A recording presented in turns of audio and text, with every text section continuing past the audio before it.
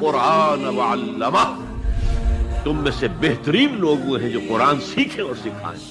انہوں نے کہا اے ذوالقرنین ان یاجوج و ماجوج، یہ جو یاجوج اور ماجوج ہیں، مفسدون فی الارض، یہ زمین کے اوپر فساد مچاتے ہیں، بگاڑ کرتے ہیں۔ اور یہاں فساد کا مطلب یہ وہ آتے ہیں اس دروے سے، آ کے ڈاکے مارتے ہیں، لوٹ مار کرتے ہیں، واپس چلے جاتے ہیں۔ ہم ان کا مقابلہ نہیں کر سکتے۔ جو ہم نے محنت کی ہوتی ہے، جو غلہ جمع کیا ہوتا ہے، جو کوئی سامان تجارت ہوتا ہے، جو مال و اسباب ہوتا ہے، جو مال مویشی ہوتے ہیں، وہ سارے جو ہیں ہانک کے لے جاتے ہیں، اور ہم ان کا مقابلہ نہیں کر سکتے۔ بڑی طاقتور قوم ہے۔ اچھا، یہ اب یاجوج ماجوج کا یہاں ذکر پہلی دفعہ ہے قرآن مجید میں۔ دوسرا جو سورہ انبیاء ہے اس میں بھی اس کا ذکر ہے، احادیث میں زیادہ تفصیل کے ساتھ ذکر ہے، اور قصے کہانیوں میں تو پھر کیا ہی، اس میں جو ہے لوگوں نے اپنی اپنی چیزیں اور بھی شامل کر کے کچھ سے کچھ بنا دیا ہے۔ بہت زیادہ باتیں ہیں، کون ہیں، کب سے ہیں، کہ بہرحال جو موٹی موٹی باتیں ہیں، وہ ایک بات تو یہ ہے کہ یہ آدم ہی کی اولاد ہے۔ پھر اس سے آگے اختلاف ہے کہ ہوا کی اولاد بھی ہے یا نہیں۔ تو ایک اختلاف پہلا جو پیدا ہوا وہ یہ کہ آدم کی اولاد تو ہیں، ہوا کی اولاد نہیں ہے، یعنی ان کا سلسلہ نسب آدم تک پہنچتا ہے، اما ہوا تک نہیں پہنچتا، جس کا مطلب کوئی کراس بریڈ پروڈکشن ہے۔ یہ ایک رائے۔ دوسری رائے یہ کہ نہیں، یہ تو جو ہے ایسا مسئلہ نہیں ہے۔ پھر وہ جو میں نے پہلی رائے بتائی اس میں پھر آگے اور بہت سے مسائل ہیں کہ بھائی اگر ہوا تک نہیں پہنچتا تو پھر کدھر جاتا ہے۔ تو اب پھر جو کسی نے جوڑا تو کہا جی کیا ہوا، کیا وہ ساری اپنی اپنی، کسی کو زیادہ شوق ہو تو پڑھ لے۔ اس کے بعد آ گیا مسئلہ یہ کہ جو رائے بنی وہ یہ کہ یہ نوح علیہ السلام کے جو 3 بیٹے تھے ان میں سے جو یافس ہیں ان کی اولادوں میں سے، چنانچہ تورات میں جو یافس کی جو آگے نسلیں چلی ہیں، جو پوتیں چلی ہیں، ان میں گوگ مگاگ کا نام سے جو ہے باقاعدہ 1-2 دادے ملتے ہیں جن سے یہ نسلیں چلی۔ انہی میں ایک موت بھی تھا جس کے بارے میں خیال یہ ہے کہ ماسکو اسی کے نام سے بنا ہے، واللہ عالم۔ تو بہرحال یہ جو شمالی اقوام ہیں، جو نارڈرک ریسز کہہ لیں یا جس میں چائنا بھی آ جائے گا، یہ سارے حضرت یافس کی نسل میں سے، انہی میں ہیں وہ یاجوج ماجوج بھی،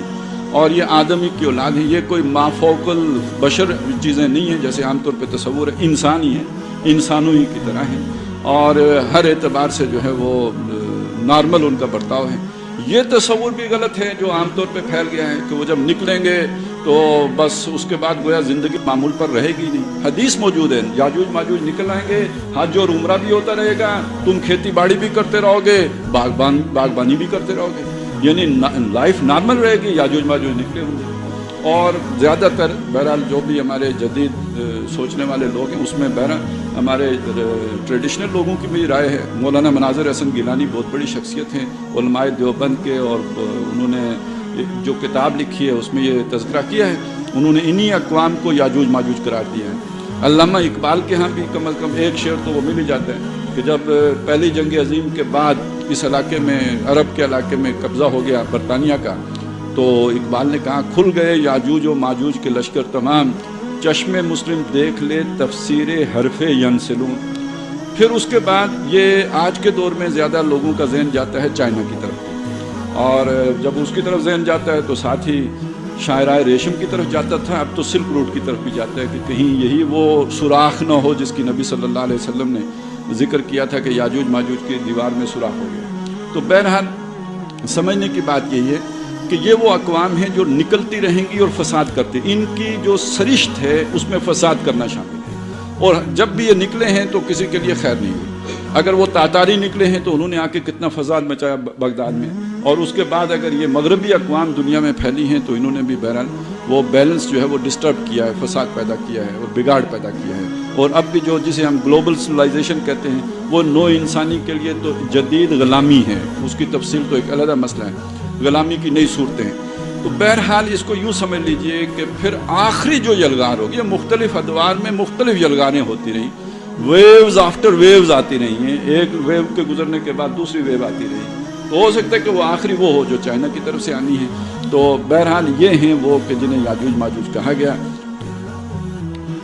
افرغ علیہ کترا، یہ پگھلا ہوا تانبا میں اس میں ڈال دوں، فمستطاعوا ان یظہروہ،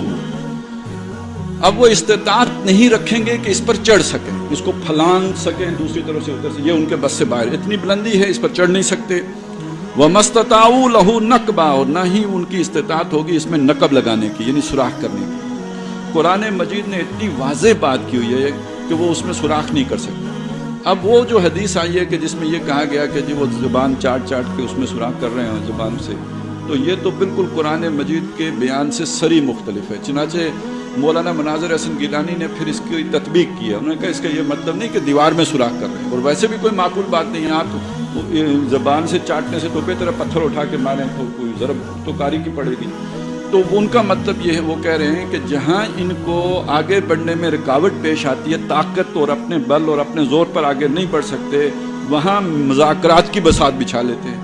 اور باتوں کے ذریعے سے اور اپنی جو چکنی چپڑی جو وہی زخرف القول غرور، اس کے ذریعے سے پھر یہ اپنے لیے سہولتیں حاصل کر لیتے ہیں، اپنے لیے دیوار میں سوراخ۔ آپ خاص طور پہ ہندوستان آنے کی وہ ساری کارروائی اگر دیکھیں کہ بادشاہ سلامت کی بواسیر کا علاج کر کے وہاں کا جی فیس لینے کی ضرورت نہیں ہے، آپ ہمیں کوئی جو ہے نا چمڑے کے برابر جگہ دے دیں، باقی کہانی پھر آگے آپ کو معلوم ہے کہ ایسٹ انڈیا کمپنی نے پھر کیسے اپنے لیے وہاں پہ وہ سوراخ بڑھاتے بڑھاتے بڑھاتے پورے انڈیا کے اوپر قبضہ کر دیا۔ تو یعنی زبان کے ذریعے سے اپنے مسئلے جتنے حل کرتے ہیں، مذاکرات کے ذریعے سے، دوستی کے روپ میں، اتنی طاقت کے ذریعے سے حل نہیں ہوتے ان کے۔ اب اس سب کو سامنے رکھیں تو وہ جو دیوار تھی جو چڑھ گئی، اس کے بعد جو مہذب دنیا جسے ہم مہذب سمجھتے ہیں، یہ ان کی دست برد سے محفوظ ہو گئی۔ یعنی جو بھی گلوب ہے اس میں بہترین علاقہ اور بڑا سویلائز ہر دور میں جو علاقہ رہا ہے وہ یہ ایشیا کا علاقہ ہے۔ پھر وہ یہ انہوں نے تو یونان وغیرہ کو زیادہ وہ بتایا، اس لیے کہ بہرحال اب تو مغرب کا راج ہے تو انہوں نے یونان ہی کا ذکر کرنا تھا، لیکن یہ کہ جو فلسفہ، جو تہذیب، جو تمدن ہندوستان میں، ایران میں، مصر میں، ان علاقوں میں رہا ہے، اس کا عشر اشیر بھی جو ہے وہ آپ کو یونان میں نہیں ملا۔ یونان کے فلسفی جو باتیں کرتے ہیں وہ ان کے مقابلے بچے معلوم ہوتے ہیں، جو جس دور میں یہاں کے لوگ جو ہے وہ توحید تک پہنچ چکے تھے، وہ ابھی مچھلیوں کے جو ہے نا پیٹ کا ہی جائزہ لے رہے تھے۔ تو یہ بہت ہی متمدن علاقہ، اس کی یہاں تو ہو گئی حفاظت، دیوار چڑھ گئی، اور یہ جو جنگلی قومیں ہیں ان سے انہیں نجات ملی۔ پھر کیا ہوا؟ تاریخ اپنا سفر طے کرتی رہی، یہاں تک کہ محمد رسول اللہ صلی اللہ علیہ وسلم کی بعثت ہوئی۔ ایک دیوار وہ ہے جو محمد رسول اللہ نے بھی لگائی ہے ان کے آگے، بند ہے، وہ دیوار ہے جو حضور نے سلطنت بنائی ہے، ریاست بنائی ہے، جو آپ نے ایک نظام حکومت قائم کیا ہے۔ آپ ذرا حضرت عمر رضی اللہ تعالیٰ عنہ کے ان الفاظ کو یاد کریں کہ جیسے فتنوں کا ایک زور ہے اور وہ دروازے کی مانند ہیں حضرت عمر رضی اللہ تعالیٰ عنہ، جنہوں نے سارے فتنے تھام کے رکھے، اور اس کے بعد وہ یکبارگی جو ہے وہ فتنے چل پڑے، یعنی حضرت عمر رضی اللہ تعالیٰ عنہ کے بعد۔ تو بہرحال 1000 سال تک اس دیوار کے اثرات باقی رہے جو محمد رسول اللہ نے قائم کیا، اور 400 اس کے بعد جو ہے نا 1000 سال جب پورے ہوئے تو اب یہ لشکر ان کے کھلے ہیں۔ میں ذرا تھوڑا سا تورات کا حوالہ دے دوں، اس میں اس کا ذکر ہے کہ جب وہ فارکلیت آئیں گے، تورات میں حضور کے لیے جو ہے نا اس طرح کے الفاظ ہیں، تو یعنی وہ آخری نبی جب آئیں گے تو وہ جو یہ شیاطین وغیرہ ہیں یہ قید ہو جائیں گے، وہی دیوار کے پیچھے چلے گئے۔ تو جب ان کو 1000 سال بیت جائیں گے تو پرانا سانپ مراد ہے یہ ابلیس، یاجوج و ماجوج کے لشکر لے کر قدسیوں کے شہروں پر ٹوٹ پڑے گا۔ یہ جو 400 جس کے ہم کہتے ہیں نا رینائنسنس، یہ ہے در حقیقت گویا پرانے سانپ نے یہ سارا جو ہے غبار پیدا کیا، اسی ابلیس نے، اور یہ یاجوج ماجوج کے لشکر کو تیار کیا۔ اب ان کی جو ہے اگلی یلکار جو ہوئی ہے مسلمانوں پر، وہ ہوئی کدھر سے ذہن میں رکھیں کہ ادھر بہرحال سلطنت عثمانیہ ایسی طاقتور ہے کہ براہ راست حملہ نہیں ہو سکتا۔ پہلا معاملہ 1492 میں ہوا ہے، آپ کے ہاتھوں سے یہ نکلا ہے اسپین کے نکلنے کے بعد ان قوموں کے لیے موقع بنا وہاں سے نیچے جنوب کی طرف جا کے افریقہ کے جو آخری چونچ ہے وہاں سے گھوم کے تو وہ آ گئے ہندوستان، پچھواڑے سے آئے، وہیں سے وہ جو ہے وہ کوئی بھول گیا راستہ تو کولمبس صاحب جو ہے وہ امریکہ پہنچ گئے، بائیں مڑنے کی بجائے دائیں مڑ گئے یا جو بھی ہوا ان کے ساتھ، وہ امریکہ پہنچ گئے۔ تو یہ جو ہے نا یہ ہندوستان، وہ ابھی میں نے آپ کو بتایا، پھر یہ آہستہ آہستہ آہستہ یہ پوری مسلمان قوم جو ہے وہ علاقے ان پر وہ فتح پاتے چلے گئے، یعنی قدسیوں کے شہر، وہ قدسی کون جو محمد رسول اللہ صلی اللہ علیہ وسلم کے امتی ہیں، ان کے شہروں پر ان کا غلبہ ہوتا چلا گیا، یہاں تک کہ 1924 میں خلافت کا خاتمہ ہو گیا، وہ دیوار بالکل ڈھہ گئی، وہ جو حضور نے روحانی دیوار قائم کی تھی وہ بالکل ختم، مسمار ہو گئی۔ اور اقبال کو بھی کہنا پڑا، ایک تو وہ بات میں آپ کو سنا چکا کہ کھل گئے یاجوج و ماجوج کے لشکر تمام، چشم مسلم دیکھ لے تفسیر حرف ینسلو، اور یہ خلافت کے خاتمے پہ انہوں نے فرمایا کہ چاک کر دی ترک ناداں نے خلافت کی قبا، سادگی اپنوں کی دیکھ اوروں کی یاری بھی دیکھ۔ اب یہ زبان سے کروائی نا، یہ دیوار گروائی ہے جو اس کو جو ٹیمپٹیشنز دے کے اور اس کو لالچ دے کے، تو یہ ہے وہ سارا جو ہو گیا کہ یعنی بالکل مسمار ہو گیا۔ اس کے بعد ایک عروج ہے جو چل رہا ہے